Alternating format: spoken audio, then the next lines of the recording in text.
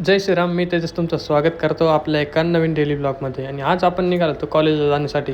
आणि समजा एवढे बांबू मी ढापले, पण त्या बांबूंचं करायचं काय कमेंट करून सांगा. तर थोडंच पुढे येऊन आपल्याला भेटला ख्रिसचा चुलत भाऊ, म्हणजेच कोण होता काही माहिती, पण भारी भारी गाणे म्हणत होता. म्हटलं एक गाणं ऐकून घ्यावं. बऱ्याच दिवसानंतर कॉलेजला आलोय आणि कॉलेजला काही झालेलं नाही, अजून सुखरूप आहे कॉलेज. आमच्या कॉलेज समोर बसून असं वाटतं जसं की कोकणमध्येच बसलोय. आणि तेवढ्याच चिकने पियुष आला भाऊ आज खास प्रोग्रामसाठी आलेला आहे. त्याला म्हटलं आता थोडा कोकणचा नजारा घे तू. तेवढ्यातच आपला ऋषी माल एकदम धावपळीत कुठेतरी चालला होता. म्हटलं याच्या मागे जावंच लागेल आता. आणि इकडे येऊन बघतो तर भाऊंनी टुर्नामेंट भरवलेली होती आणि पहिल्याच बॉलमध्ये बॉल हरवला होता. असा तरी बॉल परत मिळालेला होता त्यांना. आणि तिकडे मयूरची प्रॅक्टिस इतक्या जोरात चालू होती, म्हटलं काही विषय नाही. आणि आता बॅटिंगसाठी आलेला होता पंकज. आणि पंकज भाऊच्या पहिल्याच बॉलात एवढा मोठा षटकार जाणार होता, पण थोड्यावरनं हुकला होता तो.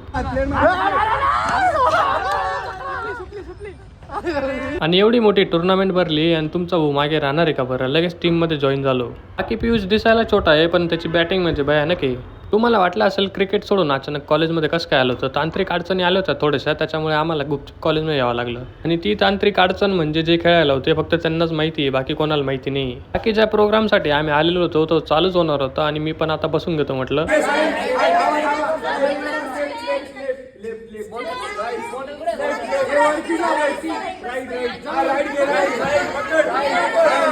बाकी तुम्हाला वाटलं असेल आता हा नेमका काय खेळ चालू आहे, तर हा खेळ नाही चालू आहे. जेव्हा तुमच्या आजूबाजूला खूप रश असतो आणि तेव्हा तुमचा माइंड फोकस होत नाही, त्यासाठी हा गेम चालू होता. आणि बाकी तुमचा मेंटली फोकस किती वाढू शकतो हे या गेममुळे मला समजलंय. प्रोग्राम तर झाला होता एंड आणि आम्ही निघालो होतो घराकडे. बाकी लवकरच भेटू एका नवीन व्हिडिओमध्ये. जय श्रीराम.